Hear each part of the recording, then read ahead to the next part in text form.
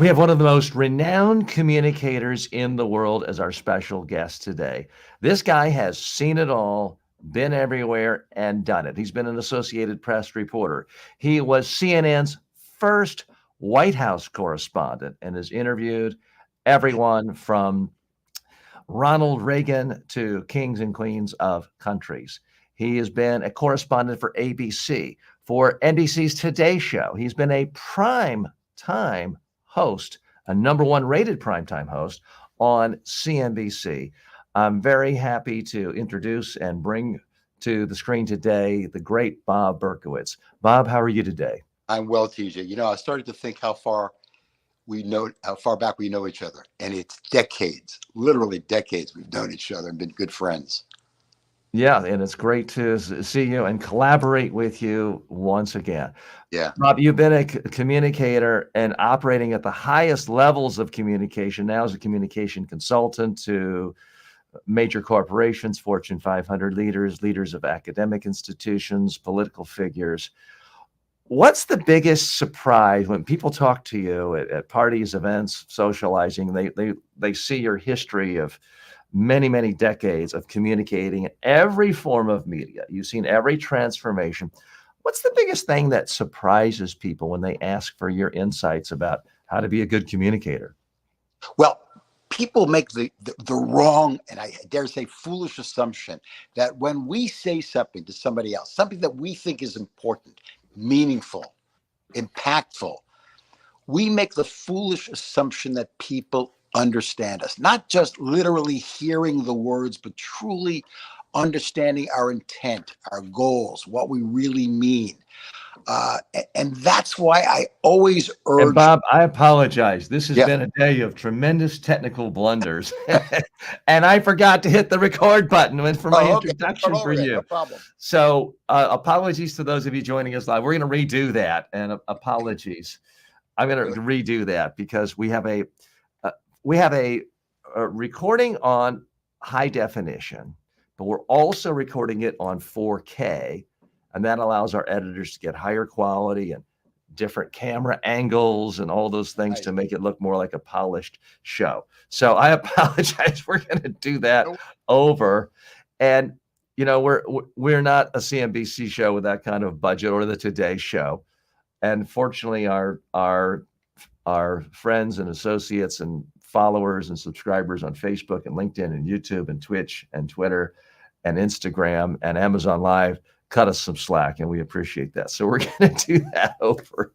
We now. Oh, wait a second, Ben. I think we have a problem with my disc. Let me try this again. I think I did hit it, and it simply might. Well, it couldn't have been full. I'm going to hit it again, and we're going to try it. But if I see the red button go off, it is a problem. Okay. I think we're in good shape to go. It may have been just a loose connection. All right. So we're going to try again.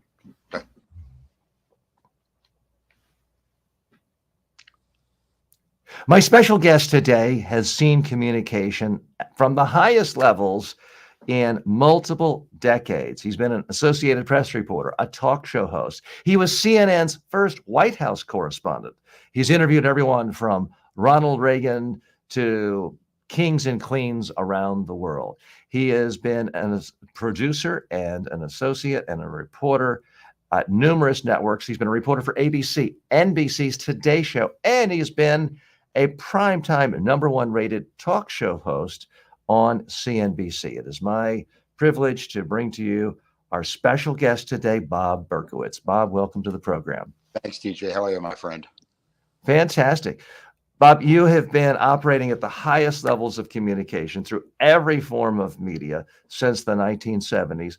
What's the biggest surprise that people learn from you when they learn about who you are, what you've done, and they ask, like, well, how do you be a better communicator?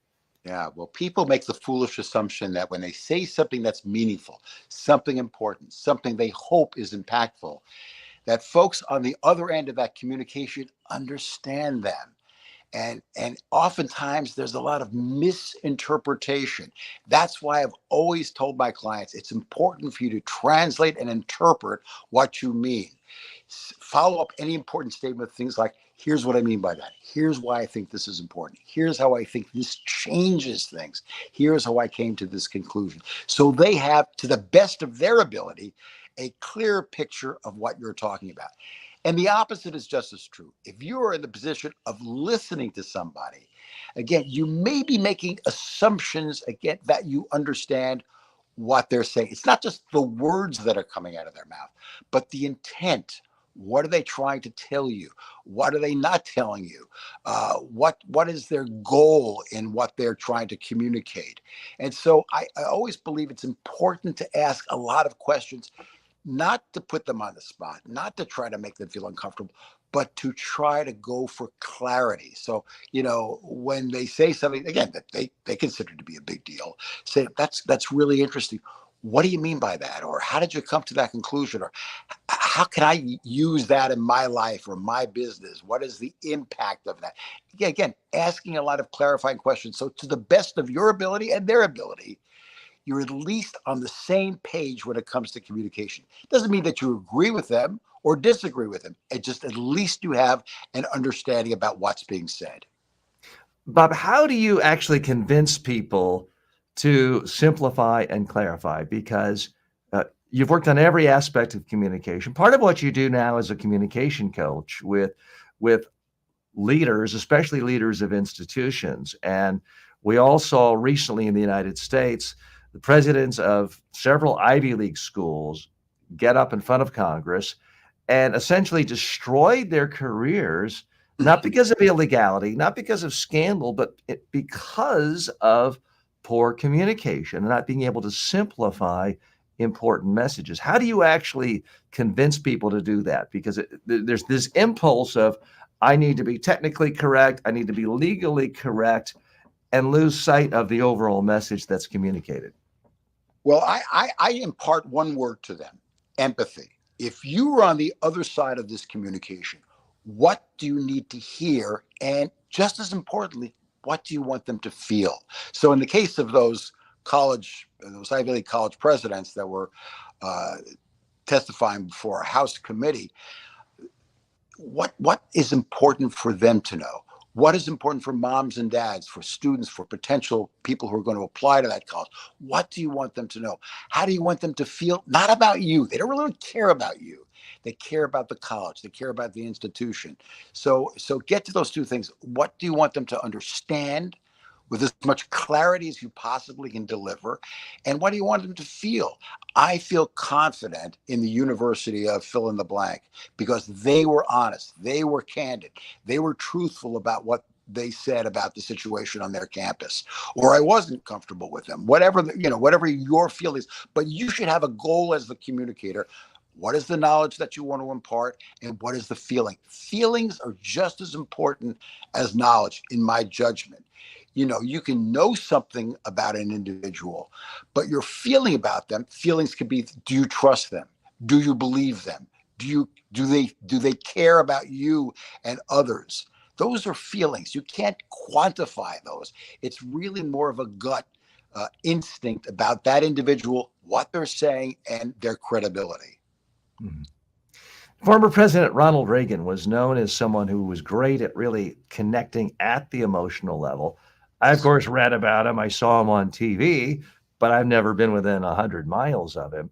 You've interviewed him. What did he do differently right before that interview started or that press conference started? Well, what do you think made him a great communicator? You used the word a couple of minutes ago, and I think that applies to Reagan. He simplified his thoughts. Doesn't mean they were simplistic, whether you agree with them or disagree with them, but he simplified them. He made them easy to understand for the audience he was trying to reach. In other words, he wasn't in that moment talking to the Prime Minister of the United Kingdom or the President of Mexico. He was talking to average American citizens. So he used the kind of language that they would find accessible, understandable. And Reagan had a very easy manner about him when he communicated. He was really comfortable in his own skin. I've never met anybody who is in that position of power who is okay being them. I find a lot of people are not so comfortable being so powerful, such a big deal. But Ronald Reagan was comfortable being Ronald Reagan. Just a little aside story, which I think tells you a lot about Reagan as an individual. Traditionally, leaders of corporations or heads of state or leaders in the field, academics, whatever, they're told you should wear, for the men, a dark suit. Pinstripes may be okay. Same thing with women. Dark dress, skirt, and jacket, something very conservative. Well, Reagan would wear a blue blazer with gray slacks, something that's not supposed to be the uniform of the president of the United States, the head of a college, the CEO of a corporation. But he did, because he knew who he was. He knew he was the president, and he knew damn well that everybody else knew that as well. So he was so comfortable in his own skin. He was okay being Ronald Reagan the way Ronald Reagan wanted to present himself to others. And that's not easy. Most folks, I don't think, are that comfortable with themselves. And I think you really need to say, hey, this is who I am. I have a lot of value to give other people. And I'm going to lean into the value that I can give others, the information, the advice, the guidance that I can help other people with. And if you have that attitude, you're not saying I'm the smartest person in the world or I'm better than anybody else, but I have something of value to give to others. And if you come with that attitude, people will sit and listen to you. What was it like seeing Reagan communicate in person up close? Because I've heard from members of his staff who said, yeah, he was great at giving a speech like the State of the Union, because he would actually work with speech writers and talk to them and have meetings for months and months and go through drafts. But he was also really good at a breaking news moment of just sitting down, chatting with them, getting a few ideas and going with it quickly. I've also heard that he was very careful to not, for example, want to be seen walking up to a lectern like George W. Bush, walking up the script. He wanted his hands to be free, come across natural. So he'd walk up, waving here, waving here. When he got behind the lectern, he'd be waving here without anyone noticing, with one hand, pull the 3x5. And I'm not doing it well now. He would pull the 3x5 cards out underneath the lectern, put it down, do that. Then he could glance down at the notes and everything would see seamless. First of all, are the people telling me the truth? And second of all, what techniques did you see? Practical, tactical techniques did you see him use as a communicator? He was very focused on the messages he wanted to get across to his audience. He was not great on the details. He would leave that to others on his staff, fill in the blanks for me. But he had a strong idea of the vision that he had for the country, or that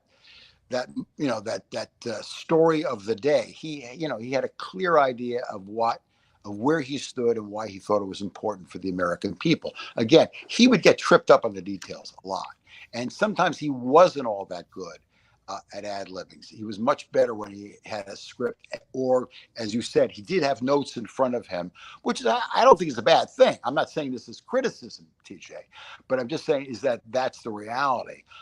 So he sometimes I'd see his people cringe a little bit if he got off. We begin bombing in 5 minutes. One of his famous sound bites that got him into trouble. That, but look, you can't kid around about it. He'd forgotten he was in front of a live microphone. Look, Ronald Reagan's been, in front of a camera, in front of microphones for 90% of his life and career. And so he should have known better to say something as kind of foolish as that in front of a live mic. It was unsettling, to say the least. What was he like as a communicator sitting in the Oval Office meeting with people? Again, I've been told that he would literally look at note cards like, "Good morning, I'm glad you're here." Was he that scripted, or is that just nonsense? If he knew you, he could even kid around with you, and he'd be pretty good at that. But he wanted to make sure that he got his messages across, and that's important for all of us to remember. It is not the interviewer's responsibility to make sure you get your messages across. It's not the audience's responsibility. It's your responsibility. And no matter what they ask you, you should, of course, answer the question as long as it's reasonable, not crazy or way off the mark. But also make sure you get your messages across there. Again, it's your responsibility to make sure that you tell folks what you think and why it's important to them. Now, one thing, if you look at old videos of Reagan, he'd be, when he was ad-libbing or be asked the question, he often would go, well, that was his way of putting things on pause for a moment so he could organize his thoughts and then articulate what was in his brain out of his mouth. And I don't think that's a bad technique for all of us. You don't have to say, well, like Reagan did. You can come up with your own. That's a very good well, by the way. Well, I heard that well about 1 million times hanging around him. But, come up with your own technique. You often don't want to just speak clearly off the top of your head. Some people are great at ad-libbing. Some people are really good at extemporaneously communicating their messages. I think Bill Clinton was really good at it. And I think, honestly, few people get to the office of President of the United States are not good at extemporaneously giving their thoughts, but sometimes they get in trouble doing it. So again, well, we can't all be Reagan or Clinton, which is one reason why a lot of people like to take Bob Berkowitz courses. Our guest today is the renowned communicator journalist Bob Berkowitz, and he is a very accomplished online instructor. You can get his books, we'll talk about his books in a moment. You can get his online courses on Udemy. Sell It with a Story, how to get over your fear of sales, how to give criticism and how to take it, how to make smarter decisions and stop making foolish ones. He's got lots and lots of great courses. And by the way, in full disclosure, some of these we've partnered on. Bob is my partner. We've worked together for many years. He's got the complete sales skills masterclass, the complete career coaching course, the complete management coaching course, how to deal with upset customers. Isn't that nice to know? Who hasn't had an upset customer? I know I have. The complete personal networking course, basic interviewing skills, essential interview skills, and a media training course. Speaking of personal networking, a lot of people like to talk about that, but they don't actually practice it. I can tell you, Bob is someone. The very first way we met, it was 30 years ago. I was down and out. It was one of the lowest points in my career. I was struggling with a failing talk TV show in Florida. And it was kind of modeled after the McLaughlin Group. And I was on 10 networks and it was going nowhere. I was hemorrhaging money. I was scrambling around. How am I going to get out of Florida? Things are pretty tough when you have to leave Florida because of your circumstances. I was looking to leave Florida, looking for a job in TV journalism. I wrote to every kind of famous TV talk show host. I could think of Michael Kinsley, who was hosting Crossfire, others. And I wrote to Bob Berkowitz, who was the #1 talk show host in prime time on CNBC at the time. And wouldn't you know, he called me and said, TJ, I watched your video. I thought you were great. Don't have a job for you. Wanted to say hello. And it put me on a high for weeks. And it's a perfect example of how Bob Berkowitz practices what he preaches. He's always networking, not in some cynical, what can you do for me? Here's my business card way, right, but in a way of just making new friends, connecting with people, sharing information. And I've seen you do that really throughout your career, and is one reason why you're a survivor. You're always off to new things. You're not looking back in the day, other than when someone like me is asking you a question. Tell us a little more about your networking course that people can get on Udemy, but also your philosophy of how to use communication skills to really network effectively. Because so many people bristle at the word networking. They think of the cynical guy at the meeting. Here's my card. What can you do for me? Or they think of LinkedIn being bombarded with, can you sign up for my Zoom call right away? And it rubs people the wrong way. Let's hear about your insights on networking. You just said it right. Don't go in the attitude, I want you to do something for me. Go with the attitude, what can I do for you? How can I help you? Here's my background. Here are the skills that I have. Here's what I know and what I've done in my life and my career. If there's any way that I can help you, please, let's connect. So you're going, the attitude is that, none of us are perfect. We can all use help in some way. And if you go in there that something that might be helpful to the person that's you're connecting with, that's great. But don't go in there looking, what can you do for me? Or even a quid pro quo. If I help you, you have to help me. If I, wash your back, you have to wash my back. Don't go into that attitude. What can I do to make your life better, your business more successful, your health better, whatever your expertise is? Go in with the attitude, what can I do for you? How can I help you? How can I improve things for you? And so how did you actually use this throughout your life? Because you started off at I didn't either. You didn't go to Harvard or Yale and the universities that typically fed into the New York Times and that media outlet. And yet you went from talk radio and AP News in Denver to being the White House correspondent at CNN.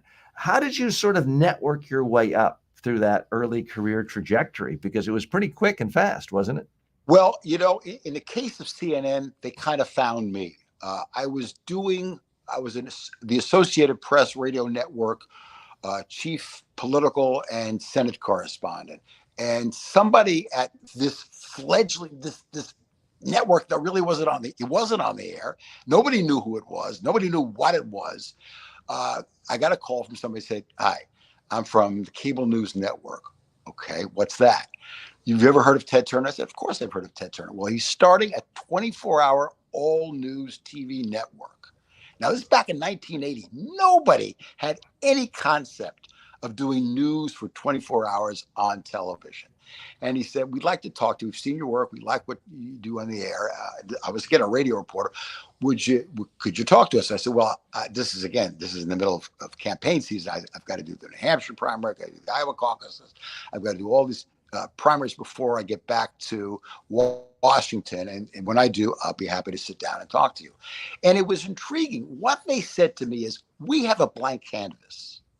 We can make anything we want and create anything we can invent because we have 24 hours to fill. Now, a lot of people said, oh, they'll never be able to do it. It was called the Chicken Noodle Network, right?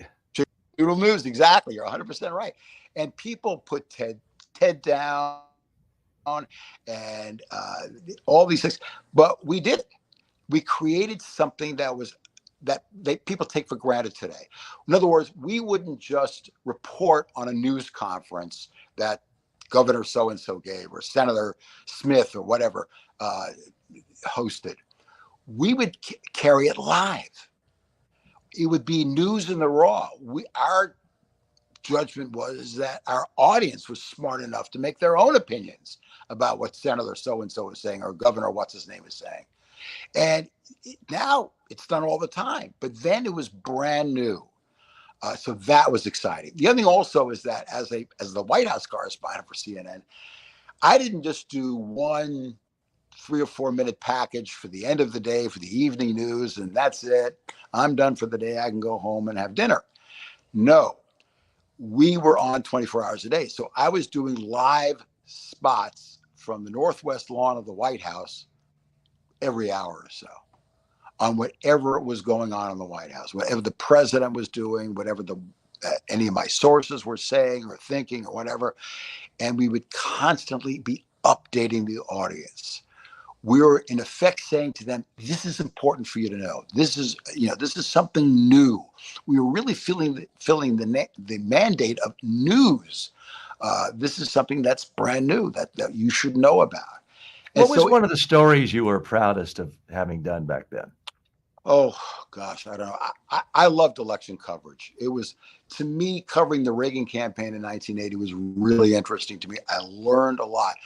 But my boss at the time at CNN came up with an interesting idea. I was the correspondent covering Reagan, and a colleague of mine was covering Jimmy Carter, President Carter. And so he said, for 2 weeks, we want you guys to switch roles. So I had the job of covering Carter, and he had the job of covering Reagan. And I think it gave me a lot of perspective on the campaign that I was really assigned to, and I was covering Reagan. I saw the other side. I heard their point of view and what their strategy was, what their goals were, what the way that they were connecting with the American people. And so I thought that was interesting. The other thing also, I loved covering the debates between Carter and Reagan. They were fascinating to me. Reagan was a master at that. He really was terrific at that. And you know, just the initial parts of his presidency, the painful part was covering. I mean, were you there for the primary debates where I paid for this microphone, Mr. Green? Yes, I was. President George H.W. Bush said that. So yeah, talk about trying to control the narrative. You went a little too far trying to control the narrative. But I was there when Reagan was shot. And so what was that day like? Well, I'll tell you the way my day started. That morning at the White House, I was sitting in Jim Brady's office, and I'd known Brady for years. And I had my feet up in his desk. He had his feet up in his desk. We were trading insults as we had done for God knows how many years, and kidding around and fooling around and all that. And then about 4 or 5 hours later, I saw Jim Brady on the sidewalk outside the Hilton Hotel with blood gushing out of his head. And that to me was more painful and shocking than anything else. I really wasn't sure whether Reagan was shot. Reagan was shot, of course, but he was shoved in his limousine so fast, none of us could see what happened. The shooter was behind us. John Hinckley was standing behind us where we were and shot from there. But Jim and the Secret Service agent were clearly wounded. There was no question about that. And so we were just trying to get information. So I went to my sources within the Reagan presidency, and I said, what's going on with the president? Was he shot? And the only message that they would say to me, the president is all right. I didn't ask whether he's all right or not. Was he shot? The president is all right. They kept repeating that over and over again. Mm-hmm. Meanwhile, he's on his way to George Washington Hospital.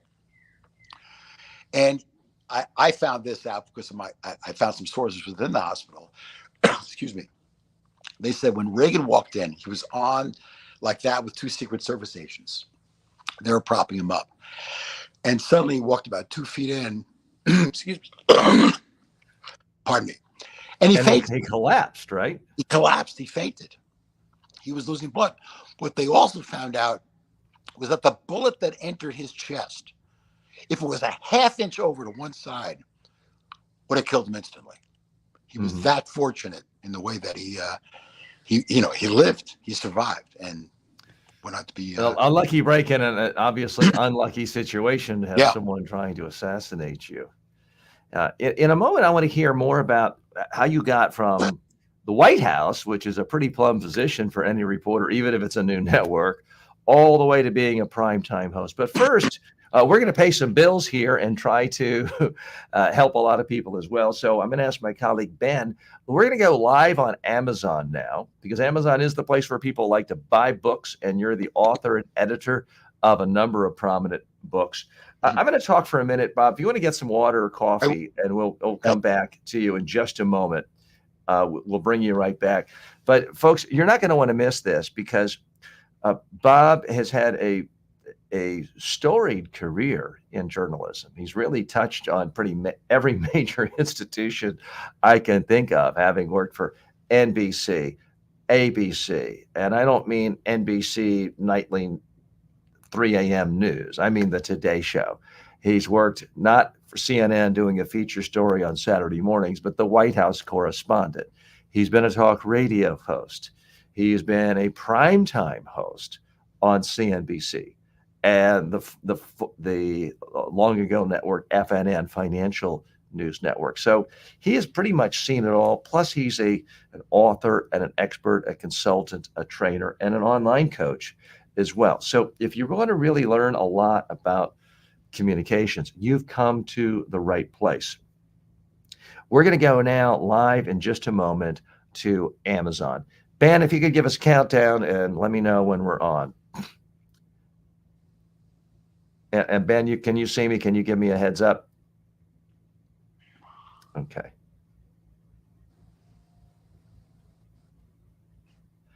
So Ben, can you? I'm not able to tell. Ben, can you just? I'm going to take you off, but can you just give me this symbol when we're on? Okay, so I can see it. We'll take Ben off. Okay.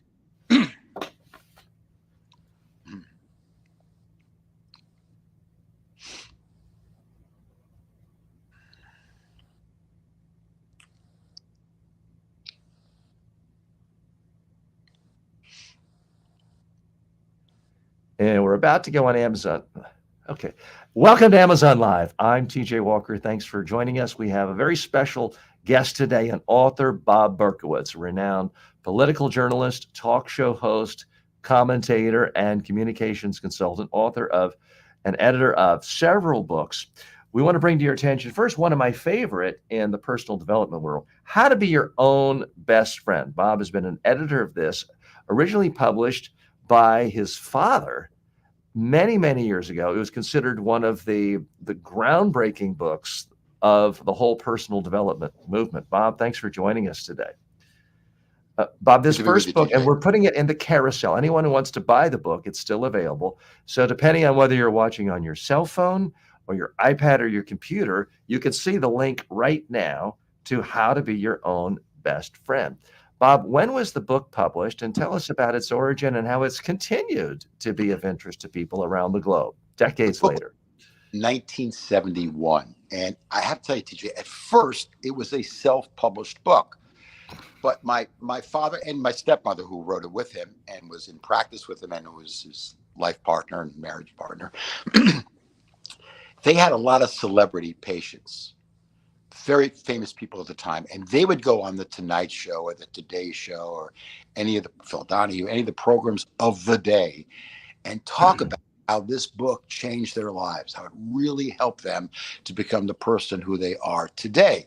And the book took off, and Random House, major publishing house, bought the book, and then they really took it to the next level, and it sold millions and millions of copies. And you're right, TJ, to this very day, it still sells because the messages that my father and stepmother said at the time still hold today. They are meaningful. Now, my wife, Susan Yeager, and myself, we updated the book to make it more relevant for the age that we're living in now. But the essential messages, the beliefs are theirs, and they are definitely still in the book. And it's a short book. I recommend it as a read. I've bought it. I've recommended it to friends as well. It is still relevant, even though we're talking about 53 years later.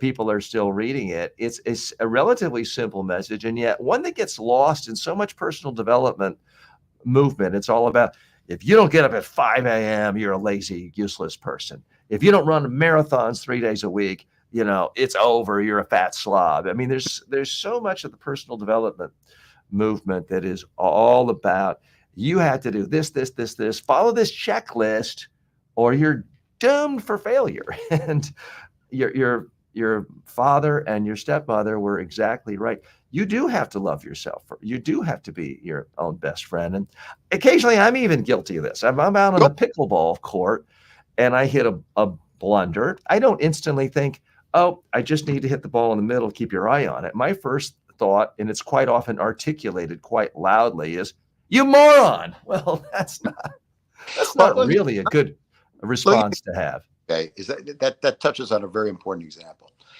If we make a mistake, we're going to have the same reaction you did. You incompetent dope, you idiot. You can't do anything right. But if we do something well, our ability to praise ourselves is minuscule compared to the amount of energy and volume and emotions that we give to when we mess up.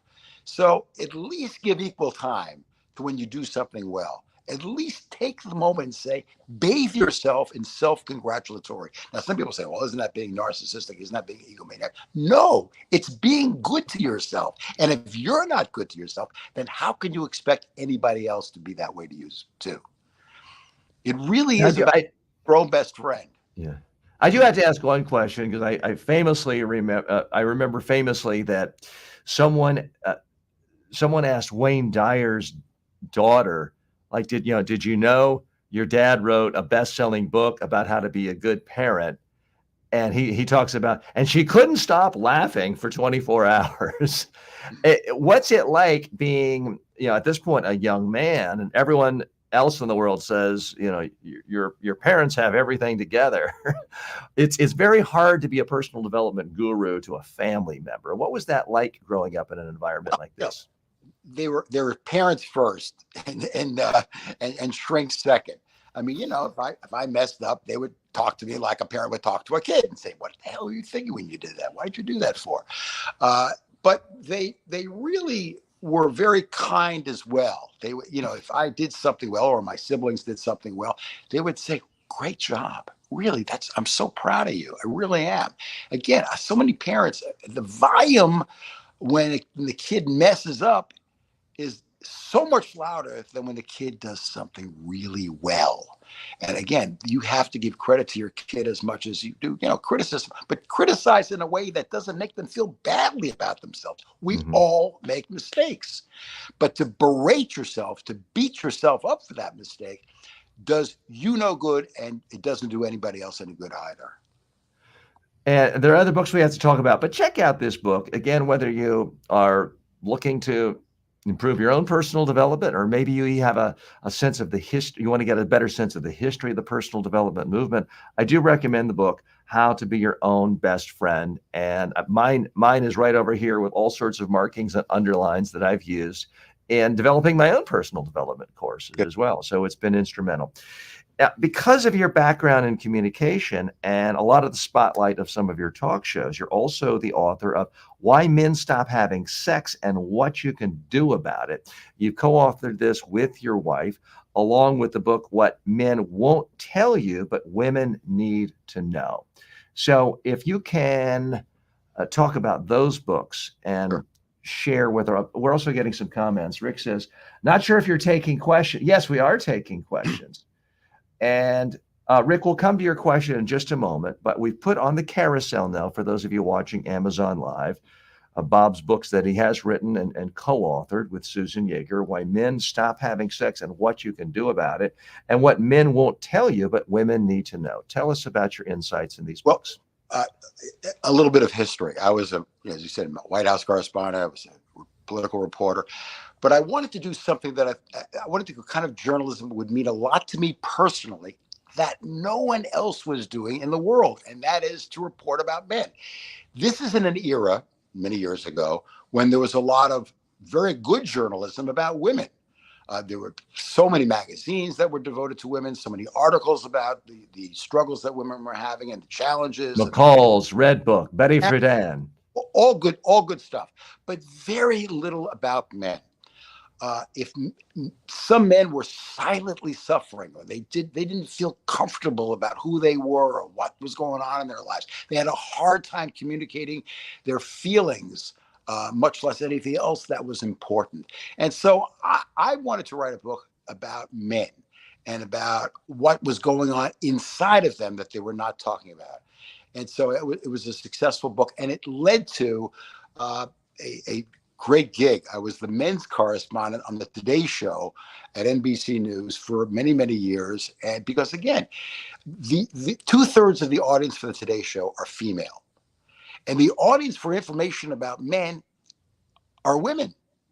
Women are curious about men because men say nothing.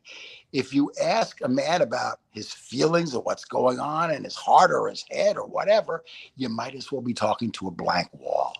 And so I wanted to be the translator, the conveyor of information about what was going on with guys that was important for women to understand.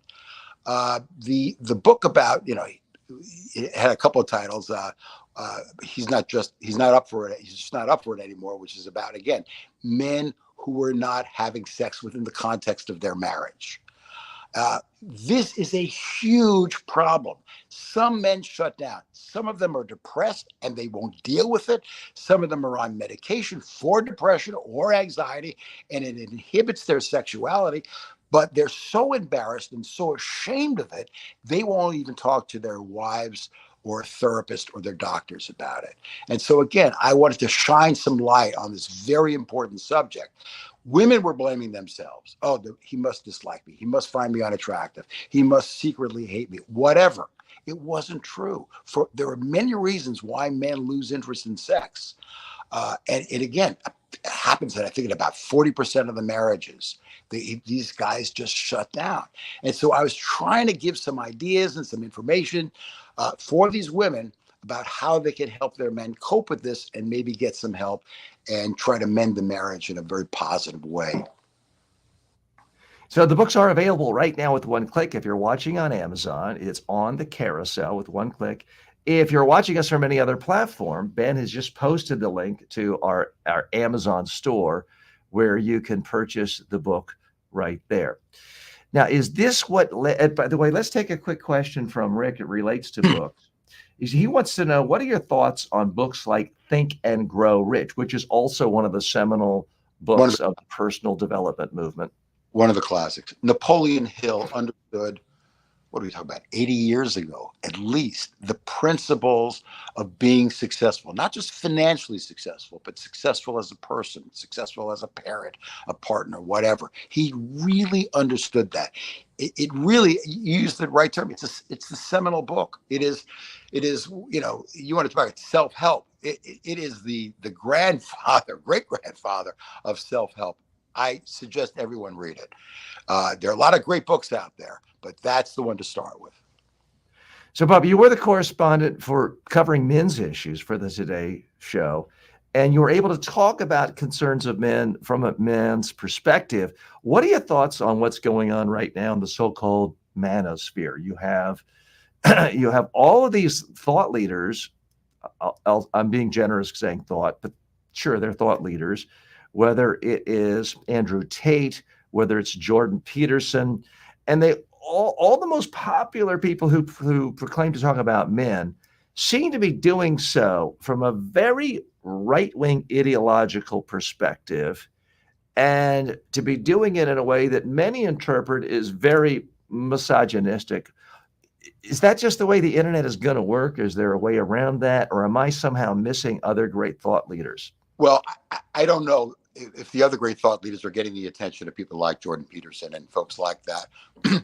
I'm about the business of bringing people together. They seem to be more interested in dividing us or keeping us apart. That said, there was a fairly extensive period in not so distant American history where men were the punchlines, the punching bags of every joke, every woman. And I think men started to feel badly about themselves.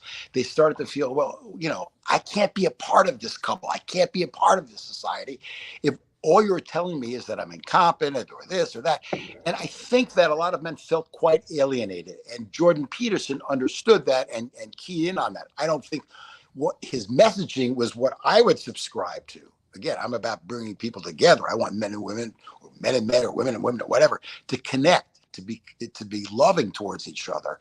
And he seemed to want to, you know, he has more of an attitude of one should feel superior to the other. That's not me. And I don't think that's where we're at right now. But I think there was a period where men were being constantly put down. That's why I wanted to be the men's correspondent for the Today Show, because I wanted to show the depth and the range of the male experience. It's not just some macho chest beating guys or whatever, or professional athletes. They're guys who have all kinds of issues, all kinds of challenges, goals, aspirations that, again, they don't have necessarily the skills or even the permission to talk about them. So I wanted to be their reporter, their interpreter, their communicator for them. Right. Again, the books are all available. We're going to sign off from our Amazon community right now, but you can those of us watching on other platforms, you can always go to the link we have here on Amazon and check out the books from Bob. All the books are available for sale right now with one click if you are a member of Amazon Prime, which I am, and I know that's how I buy most of my books. So thanks so much to Amazon. We'll see you next time. Now let's shift gears, Bob, because you've been a top-rated talk show host on cable TV, network TV, And this was at a time before the internet. Now, a lot of our audience is so young. What are you talking about? But this was a time when that made you really, really famous. Maybe not as famous as Ronald Reagan or Barbara Streisand, but pretty No. famous. So I want to hear your journey. How did you go from, okay, being a successful reporter, and CNN was a nice gig, but how do you go from there to getting your own primetime show on cable network TV? Because it can't just be good communication skills. It can't be just good networking skills. You got a political skills. I'm assuming some luck, some timing. Walk us through that journey as to how you got that plum position. Well, I think the number one attribute of a good interviewer or talk show host is an insatiable curiosity of others, what they do, what they think, what their life outlook is. And I have that. I've always been interested in what others think and how they see the world. Maybe I can learn something from them, and I want to help them by my questions to communicate that to my audience. So that's number one. Number two, I was, as I said before, the men's correspondent for the Today Show. And then, for reasons that I'm still not sure why, I became a talk show host in the Financial News Network. Now, TJ, I'm pretty good at a lot of things, but finances is not one of them. But I'm a good interviewer. I know ask the right questions. And so they hired me to be the talk show host on the Financial News And if Network. we could just point out for people who've never heard of the Financial News It was, Network, I mean, there was a time when there was no internet. right. You had cable TV, and then you Right. had a few dozen channels. Financial News Network was one of them, and it was a pretty Yeah. big deal in its time. And it was the predecessor of CNBC. Again, it focused on the stock market, it focused on how to make more money, how to be more successful in business, how to make your small business into a bigger business, things like that. All good. All good. So I did that for a while, and a guy named Andy Friendly approached me. His dad was Fred Friendly, who was one of the great pioneers of television. And Andy was doing very well on TV too.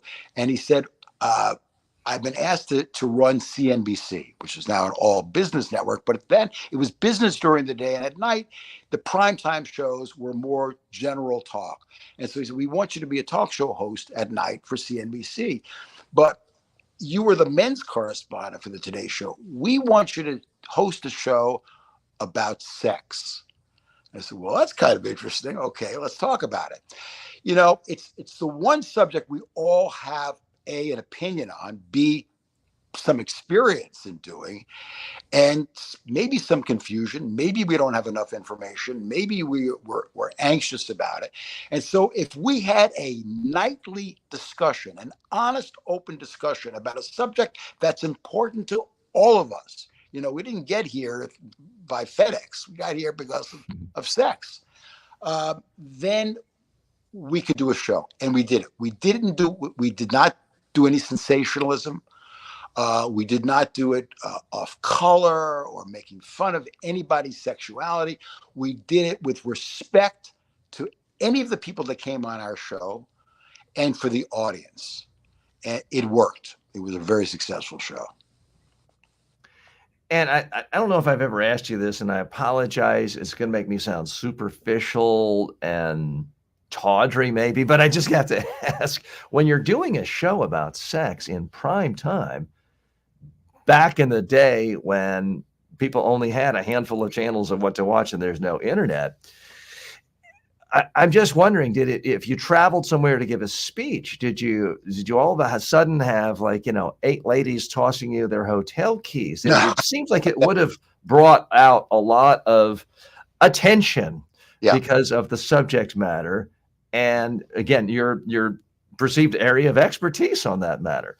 How did that change how people related to you? Yeah, that did not happen. No woman propositioned me or gave me her hotel key or anything like that.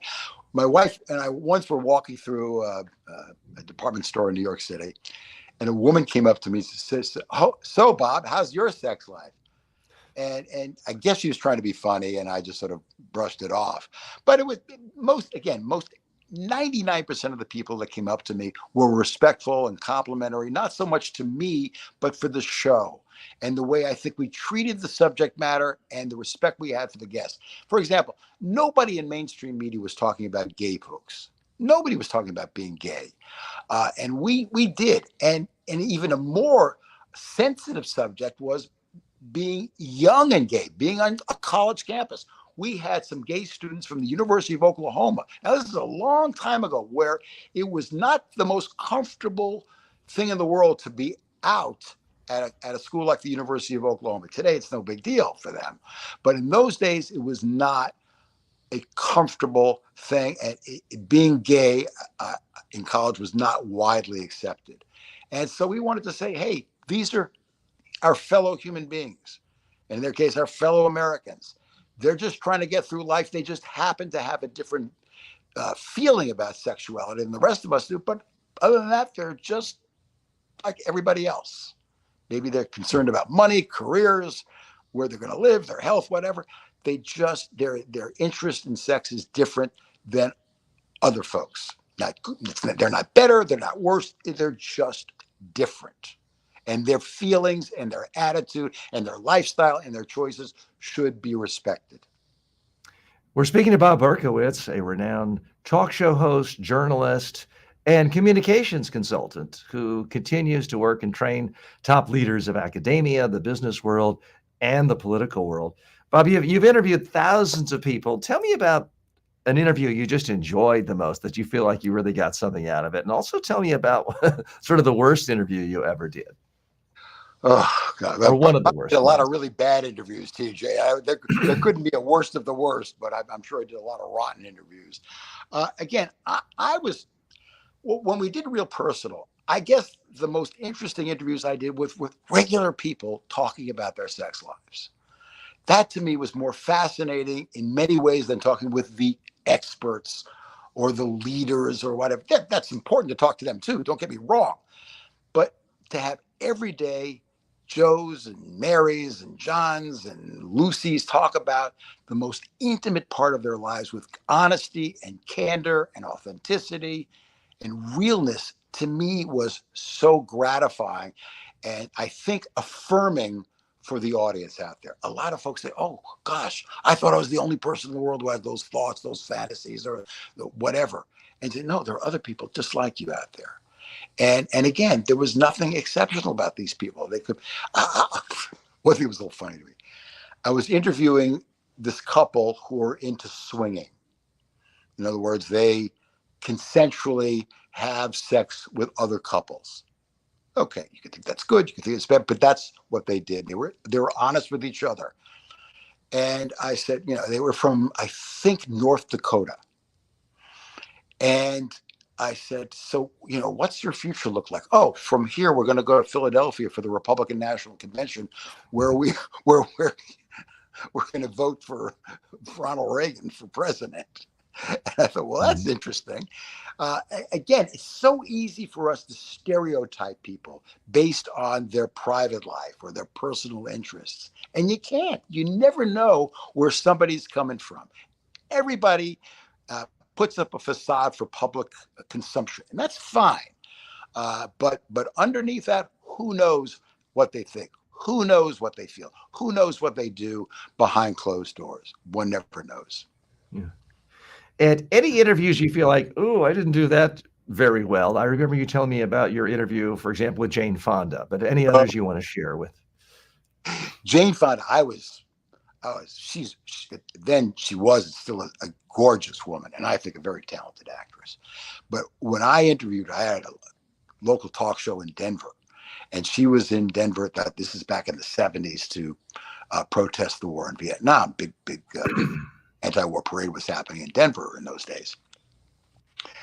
And I don't know if intimidated is the right word, but I was in awe of her. And again, she was stunningly beautiful. And she still is. That woman near 90 now or something. She still is just incredibly beautiful. But this wasn't that far away from her Barbarella days, which was a big deal. Yeah, she was a very big deal. So I said, well, Miss Fonda, what do you think of, and I forgot what the question was, blah, blah, blah, blah, blah. And she paused. She looked at me and she started laughing uncontrollably. I thought I had asked the most innocuous, innocent question in the world. And finally, she controlled herself. I said, "What did I say that was so funny?" She said, "You realize what you called me?" I said, "No, you called me Miss Fondle." I said, "Well, I can understand why I said A it." little Freudian slip there. Yes. No, that's okay. That's all right. And so years later, I was at a party in Beverly Hills, and her then husband, Tom Hayden, was at this party.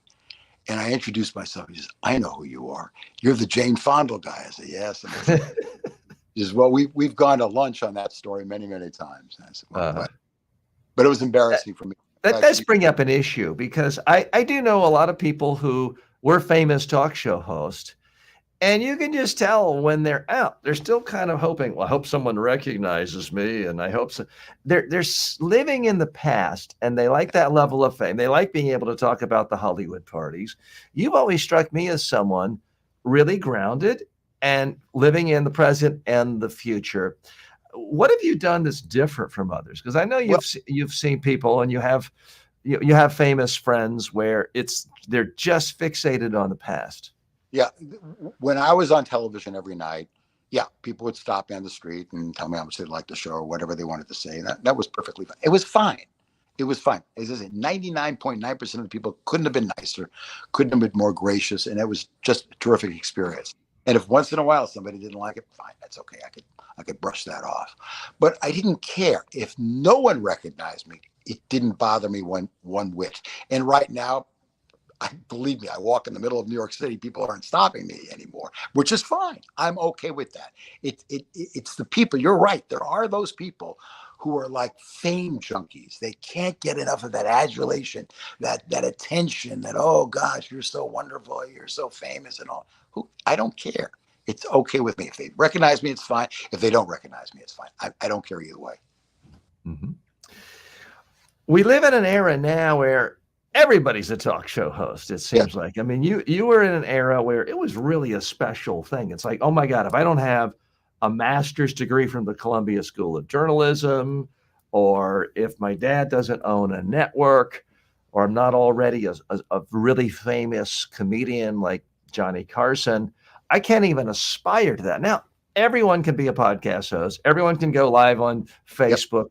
What advice do you have for people who want to just not just show up and do the ordinary things? And what pet peeves do you have? I know I can't stand it when I see a podcast host or a YouTube host start off the show with, "Okay, Bob, introduce yourself and tell our audience about you." Well, that's peak number one in my book too, TJ. Do your homework on this person. It's much easier now than it was in the day when I was hosting a talk show host. You've got Google, you've got all kinds of search engines. Find out as much as you can about this person.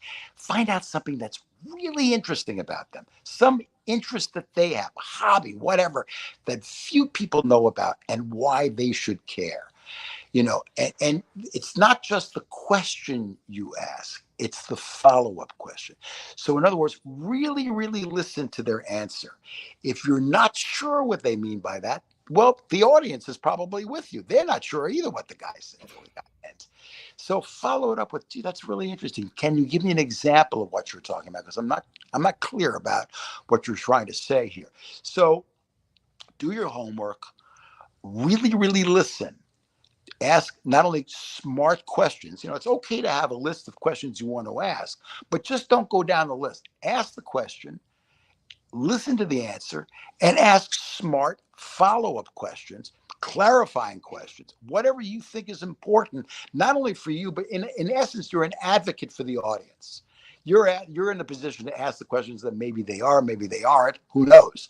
But certainly ask a lot of questions, a lot of follow-up questions, and use your own sense of curiosity. As I said to you earlier, TJ, a good talk show host, a good interview has an insatiable interest in finding out how come, why, how did you do this? What was your path to? You've done that here in our discussion. What was my path to getting where I am today? It's smart. It's a good way of doing it. You want to find out what the process was like. How did I do it? Why did I do it? Why did anybody choose me? Things like that. And I think if you want to be a talk show host, you have to have that attitude. It's not about you. It's about them, and it's about the audience. Gosh, I heard a famous interviewer the other day ask a question of somebody he was interviewing. I swear, TJ, the question went on for about 4 minutes. So then it wasn't about really finding out something. It was about showing the audience how smart this person. The audience knows you're smart. They're already bought into that. That's baked into the cake. But ask smart, interesting, incisive questions that are going to bring something new out of this individual, not the same old, same old. Now, you've worked closely with Barbara Walters and a lot of other top journalists. What interviewers have you really admired and enjoyed and respected the most in your career that you've worked with? Well, Barbara Walters was great. I mean, she would, again, she was a great listener. She really listened to, and you couldn't get away with anything with Barbara.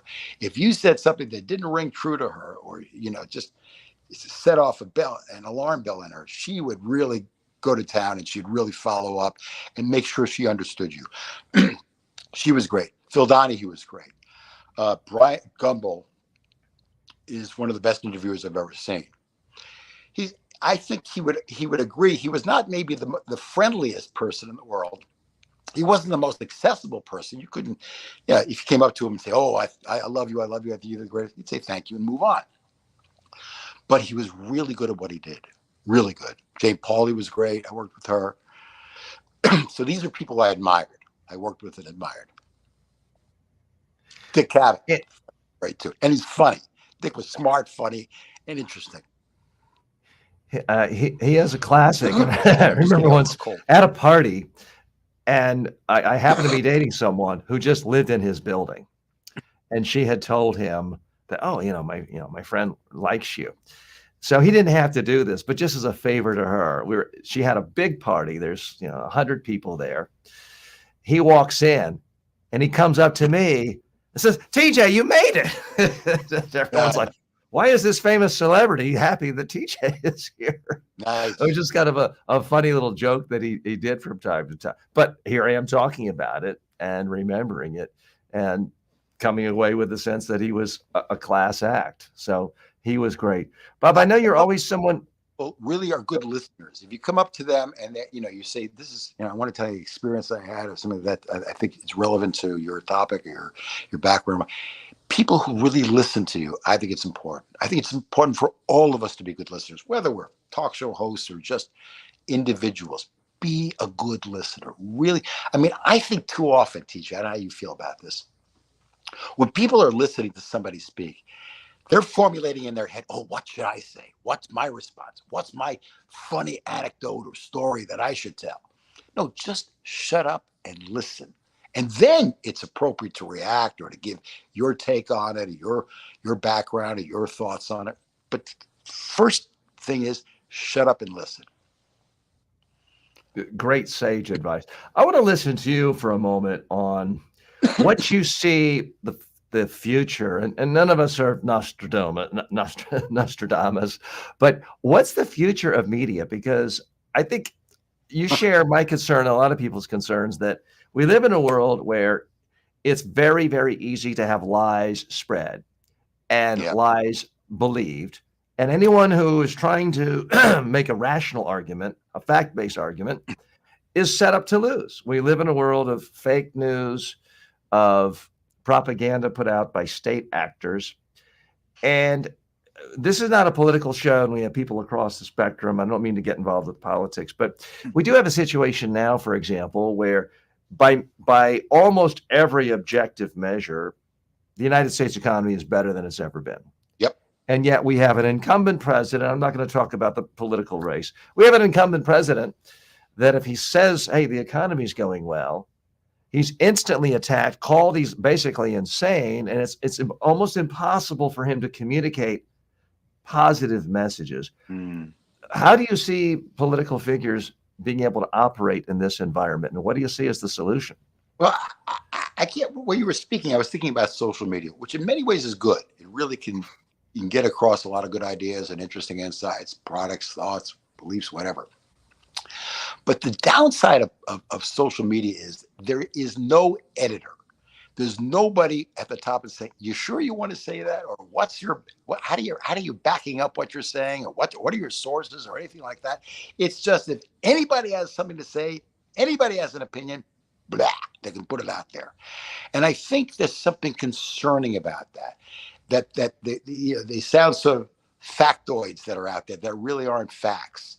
They really are not backed up by anything important. And I think that is the one concern I have about the future of media, is that there's going to be I like the idea that things are unfiltered, that people can speak their minds. That's good.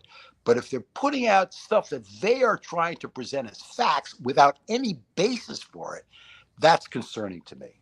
That is very concerning to me. And we do have that. I mean, we've got not just Alex Jones, but there's 1,000,001 followers of Alex Jones and copycats who just say, "Hey, I can get ratings if I just say something that factually happened, didn't happen. It was just a bunch of actors putting on a show to manipulate you." There's always a market for conspiracy theories. And the outrageous gets attention. Whether it's fact-based or not, be damned. But the more outrageous you are, the more colorful you are, the more likely it is you're going to get what you so deeply hunger for, and that's attention. Yeah. Not credibility, but attention, which I find interesting. And that's obviously not a new phenomenon. I mean, there's always been nastiness in politics. I'm wondering where you put your finger on the origin. To me, it was Newt Gingrich who really weaponized language in the mid-90s, who says to his candidates, "Okay, you're not going to say you disagree with your opponent's taxation policy of 30% versus 32%. No, you're going to say that your political opponent is sick, is depraved, is un-American, is unpatriotic." To me, that was sort of the beginning of where we are now, where family members can't speak to each other, and people can't even imagine how someone on another side can consider themselves an American. And it's certainly not just happening. We're seeing it in Canada. We're seeing it in every major democracy. Well, my political days, Ronald Reagan was the president. Thomas Tip O'Neill was the Speaker of the House of Representatives. Reagan was a conservative Republican. Tip O'Neill was an old line liberal Democrat. And they agreed on very little. Both loved the United States. And they would argue and they would disagree. But at the end of the day, Reagan would invite him over to have a drink at the White House, and O'Neill happily joined him. They could disagree. They could disagree without being disagreeable. I was a Senate correspondent for the Associated Press, and I would witness some really heated arguments on the floor of the United States Senate between a Democrat and a Republican. I mean, they were heated. They weren't, they weren't toned down or anything like that. But at the end of the day, they'd walk off the floor arm in arm and go back into one of the ante rooms there and share a cocktail. So they were saying, we can disagree with each other. That's fine. We can have our principles that are different. That's fine. But it wasn't personal. Today, you're right, Tisha. It is personal. Trump and his followers with a lock her up for Hillary Clinton, they're still doing that. Hillary Clinton's not running for anything anymore. Just the other day, they were saying, lock her up, lock her. Hey, she's yesterday's news. You have nothing better to talk about than a politician who's no longer on the public scene by saying, lock her up? It was just ridiculous. The other thing also is that we need to hold politicians and business leaders accountable for what they claim or what they say. If you're allowed to give your opinions, but if it's contradictory to what you said a year ago, 6 months ago, 6 days ago, you need to be held to account. You need to be saying, hey, that's not what you said then. And that's one of the good things about media today, is that we have a record of what folks said in the past and how it may be radically different to what they're putting out today. Well, there's a record, but is there accountability? Because, I mean, when Ronald Reagan was running for president, he was, for those of our viewers in other countries are young, he was considered very much to the right of center in the political spectrum. Yes. And yet he could only communicate to voters filtered through the prism of the so-called mainstream media, CBS, NBC, CNN, the Washington Times. And it worked out pretty well for him. He won in a landslide. Very well. Nowadays, you can say whatever you want. There's going to be some media, and it may even be your own media with your own podcast, your own YouTube, your own blog, where you can directly reach people and there is no one else holding you accountable. We're seeing this again, not just in the United States, all over the world. And so what is going to hold people accountable? Because it certainly looks like we're seeing fragmentation in democracies around the world. And increasingly, a lot of people are coming to the conclusion, and this is one of the times when I say it is both sides. There's a lot of people on both sides coming to the conclusion that democracy just can't work if people on the other side don't believe in it. And maybe we do have to try something else. That's troubling, I think, for anyone who A, believes in democracy, B, believes in sort of a broader liberal spirited society where free ideas float and the best ideas win out. I think, TJ, the vast majority of us have our own BS meter. We know when a politician or a leader in business is saying something that just smells, it just doesn't sound truthful. And we don't need anybody else to tell us that. We just know in our gut and our heart and our experience and our minds and our thinking and our education that what they're saying just doesn't ring true. And I think that's holding somebody accountable. You may not, maybe the New York Times does it, or CNN or BBC, whomever, they hold politicians accountable, and that's great. They should. But I think on a personal level, people say, you know what, this doesn't sound right to me. I don't know what they're trying to say or what they're trying to sell or what they're trying to pawn off on us. It's just not true from my personal experiences in life and work and business, etc. Yeah. Our guest today is Bob Berkowitz, who is a renowned talk show host, journalist, commentator, who's had a lengthy career, but by the standards of your family and your own father, you're about, halfway through your career. Tell us about how you and members of your family live long and are really vital for 6, 7, 8, 9 decades. Well, they did and they didn't. My dad lived to, and he lived a great life. He was also mentally sharp well into his 90s. Towards the end there, he was losing a few miles an hour off his fastball, but he was in great shape. My mom and my brother died very young. My brother died in his 50s. My mom died in her 60s.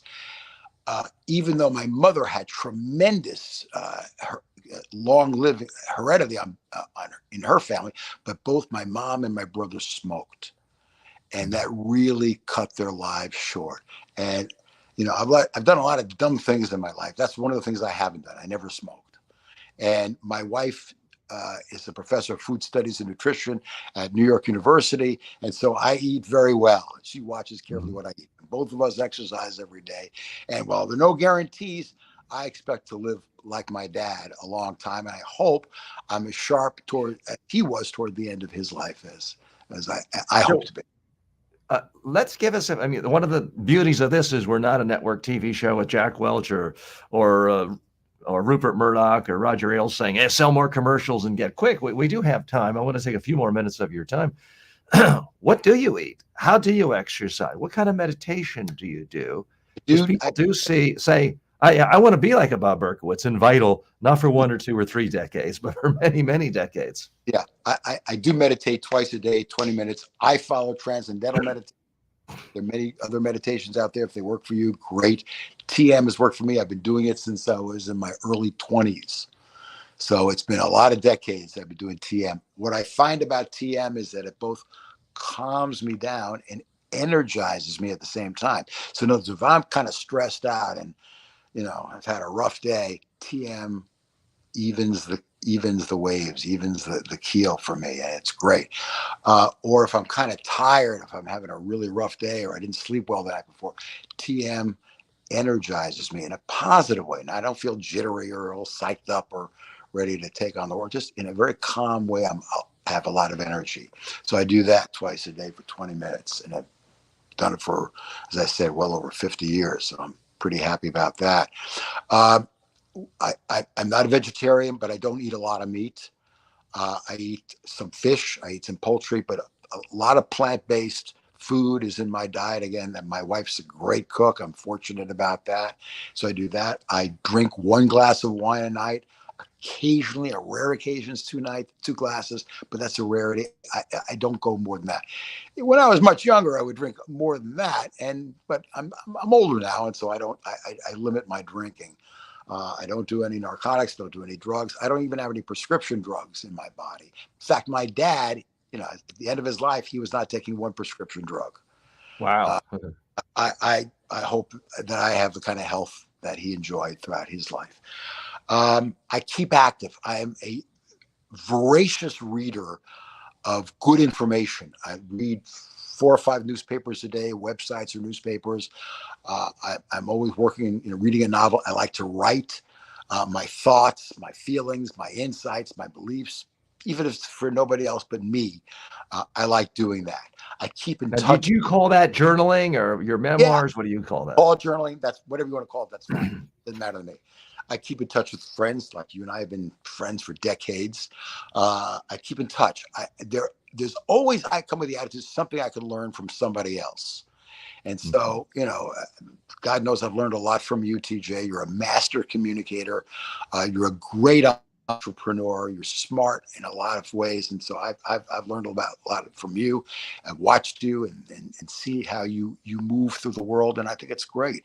So, again, I always think this something, what can I learn today? What can I learn? That starts my day, and that information, that insight, that new way of looking at the world, at people, I find fascinating, TJ, and it keeps me interested in being alive. Great. Well, Rick also says hello. Diggs stops by to say hello. It occurs to me, I forgot to do something, extend you a privilege that we extend all of our guests here, which is so many programs, websites, blogs say, no promotion, no self-promotion, don't sell. We actually encourage people to speak with confidence, promoting the thing they're most passionate about. So what I like to do is to give all of our guests a couple of minutes to promote whatever it is they want to promote, their consulting practice, their trainings, their workshops, their books, their Udemy courses, and to do it unfiltered, unprompted. So I want to sort of close out. This will be and I will let you go. I appreciate your time, but I want to give you a couple of minutes to promote your consulting, your training practice, your course, anything you want. I'm even going to take myself off the screen for a minute and let you talk for a couple of minutes. So ready, set, and go. Well, first of all, thank you, TJ, for the privilege of your time. I really appreciate it. If you want to contact me for either consulting, or you have some ideas or thoughts or feelings or whatever, you want some guidance from me, please email me, Bob Berkowitz1 at Gmail. Bob Berkowitz, BOBBERKOWITZ, followed by the number 1 at Gmail. And I promise I read everything that comes my way. I will answer you to the best of my ability and give you the best guidance, advice that I can possibly give you. Or if you want to hire me for consulting or give you some support in some way, I'm happy to do that as well. TJ mentioned Udemy. Go to Udemy. I have several courses that are about communicating your ideas, how to get your messages across to the audience that you're trying to reach, whether it's in business or whether it's in your personal life. We all need to be better at communicating, to getting our ideas, our feelings, our insights, our beliefs across to those we are trying to reach. So that's about it. I've got some books. If you go to Amazon or whatever your favorite book site is and just put in the name Bob Berkowitz, you'll see all the books that I've written. And if any of them appeal to you, I'd be honored if you'd read them. Again, I'm open to your questions, your comments, your thoughts. So again, email me at bobberkowitz1 at gmail.com. Thanks, TJ. Great, Bob. Thank you so much. I'm TJ Walker. Thanks for joining me today. Okay, that's the end of what we call the official end. Now we have the post interview, and I'll let you go in just a minute, I promise. Okay, what I like to do is sort of like the end of movie critics out movies. They show the outtakes and things. Anything you wish we would have done differently? Anything you really wish you'd said in this interview? Because we can Oh, talk about it and pull it. probably there is. I'm sure I didn't articulate to the best of my ability, but I can't think of anything off the top of my head. Yeah. I hope I got, across to folks what I think and what I feel. Because I'm still, it's been a long time since I did a daily show. So I still feel like I'm rusty at interviewing people. And I know you don't want to trash me, obviously, but any tips you have on how I can be a better talk show host and a better interviewer? I think you're just terrific. I think you've got, again, great insight. Just bring your experiences, your what you've done to the table as well. Don't hesitate to do that, because you've had a storied career. I remember you once telling me a story. I said, wow, that's amazing. There was a politician, obviously from overseas, who wanted to give a speech to his people in his language. And he wanted you to watch the speech on tape. And you did, and you gave him your assessment. You didn't understand his language, but you understood the feeling that he was getting across, the emphasis, the emotion, the energy, the enthusiasm. And I think you gave him some very good, sage advice. To me, that is one of the greatest stories I've ever heard about communication consulting, is that you didn't know the language, but you understood the feeling, the energy, the enthusiasm, the passion, or the lack of it. And Well, it was the lack of, because this is what he was reading. I had to tell him, "You're boring as hell." That was the issue. But I'm glad it remembered it. You remembered it, because that's the ultimate test of a story. Do people remember it and take away some positive message? Well, that's the one thing I do believe in, is storytelling, because I think the benefit of story, first of all, it explains what you mean very well. And two, stories are memorable. They stick to the brain. There's stories that you and I were told as kids that we can still remember to this very day, low decades later. So I think if you could get your points across in the form of a story, a narrative, I think it can be very, very effective for you and for the person who's listening. Mm-hmm. Good points. Well, Bob, appreciate your time. We're going to now have the final end here. Okay. And what we did today instantly goes on as a video on demand on live on YouTube. So even the blunder from that will be here, because people have already watched that, left comments. And then in a few weeks, this will be edited, and a more polished version will be on not only YouTube, but all social media. But it will also be a video podcast on Apple and a video podcast on Spotify. And then the audio part will come out and be on all those podcasts, Stitcher and Spotify and iTunes and all of that. So we'll try to get some more attention for that. Great. Well, I appreciate your time. We've gone up and kept you over time. So thanks so much for your time. Ask you this. Have you ever thought about doing a course about how to be successful on Udemy or any other social media site? I mean, I've done maybe 3 courses on that. They've never made me much money, but I mean, I haven't done any course on it in the last 5 years, but I have done courses on it. Good. I think that would be helpful. And so many other social media sites that I think you can give. By the way, we're going to post a link to your social media in the show notes. And when we're putting it out as a podcast, that will all go out. And then we'll link to your Udemy page. And then maybe the most recent course, we'll link to that as well. Excellent. All right, Bob. Thanks so much. Appreciate it. Talk to you soon. Take care.